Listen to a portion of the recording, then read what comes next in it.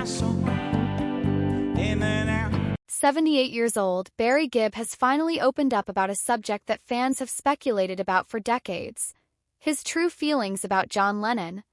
After years of silence, the last surviving BG is now reflecting more honestly than ever, sharing the memories and emotions tied to one of music's most legendary figures. Barry's story began far from the glitz of global stages.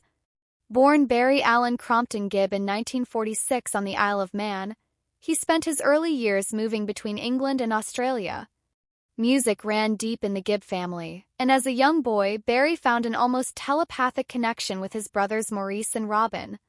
Together, they created songs that would one day change the world. Barry's gift wasn't just his distinct falsetto voice, it was his ability to write songs that resonated across generations. As the heart and creative force behind the Bee Gees, Barry helped craft some of pop music's most iconic hits.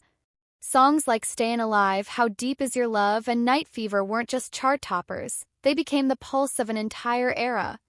His songwriting talent extended beyond his own group, as he penned hits for legends like Barbra Streisand, Dolly Parton, Kenny Rogers, and Dionne Warwick. Whether it was pop, soul, or country, Barry Gibb knew how to write music that spoke to people's hearts. But behind all the glitz and platinum records, tragedy followed Barry closely. The deaths of his brothers, Andy in 1988, Maurice in 2003, and Robin in 2012, left Barry carrying the weight of both his family's legacy and its sorrow. In interviews, he's spoken openly about the pain of losing them, yet he chose to continue making music, keeping their memory alive through every performance and every note. Barry's personal life, though touched by heartache, also tells a quieter story of love and resilience. After an early marriage that ended in divorce, Barry met Linda Gray, a former Miss Edinburgh, during a TV taping in London. Their connection was instant. They married on Barry's 24th birthday and have spent more than 5 decades together, raising 5 children and more recently welcoming 7 grandchildren. Through all the success, Barry has always put his family first, a rare achievement in the world of entertainment. In the mid-2000s, Barry bought Johnny Cash's former home in Tennessee, hoping to create a songwriting retreat where artists could be inspired by the legends who came before. Sadly, a devastating fire destroyed the house before those dreams could be realized. Though a new home was built on the land, Barry admits the soul of the place could never be replaced.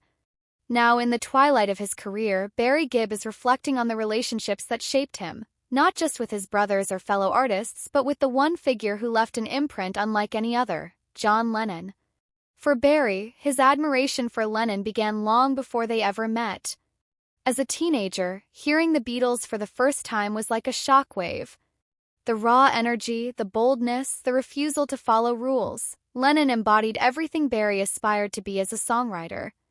Lennon wasn't just a musician. To Barry, he was a revolutionary voice, a symbol of change. When their paths finally crossed at an industry party in London in the late 1960s, Barry was nervous. John Lennon had that kind of presence. He could command a room with a glance. But what surprised Barry wasn't Lennon's fame or aura. It was his warmth, his dry humor, his quick mind. In private, Lennon wasn't the biting iconoclast the public expected. He was thoughtful and kind. Barry still remembers the moment Lennon complimented the Bee Gees, calling their harmonies beautifully strange. A small comment that stuck with him for years. As the Bee Gees soared to disco superstardom in the 1970s, Barry often wondered what Lennon thought of their transformation. Disco was mocked by critics, but Barry believed that Lennon, who always respected reinvention, might have quietly approved of their boundary-pushing style. Though he never had the chance to ask him directly, Barry later learned through Lennon's friends that John had in fact admired the Bee Gees' ability to write timeless, emotional songs. But not everything was praise. At one point, Lennon made an offhand, dismissive remark about the Bee Gees during a radio interview, a jab that Barry admits hurt him deeply. Now, with the clarity of time, Barry sees it differently. He understands that Lennon's sharp tongue was often a shield, a way of keeping people at a distance. John had demons, Barry said, and sometimes he pushed people away before they could get too close. Perhaps the most heartbreaking moment Barry shared was the night he learned of Lennon's murder. He was working in a Miami studio when the news broke. He remembers the crushing silence that followed, as if the entire world had paused. For Barry, Lennon's death wasn't just the loss of a fellow artist.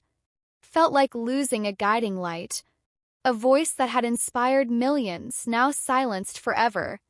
Now, in his late 70s, Barry Gibb no longer holds back his emotions when talking about John Lennon. He doesn't speak of him as a distant rock icon, but as a man, a brilliant, complicated, deeply human figure who changed the course of music history. "I think John Lennon was one of the greatest minds of our time," Barry said softly. "And I'm thankful our paths crossed, even in small ways." In finally sharing his truth about Lennon, Barry Gibb offers more than just a tribute. He opens a window into his own journey, one shaped not just by success, but by the artists who challenged him, inspired him, and taught him that music must be honest above all else. 'Cause in the end, for Barry Gibb, music isn't about fame. It's about connection. And as he now reflects on his long life in music, one thing is clear: John Lennon was one of the few who showed him how deep that connection could truly go.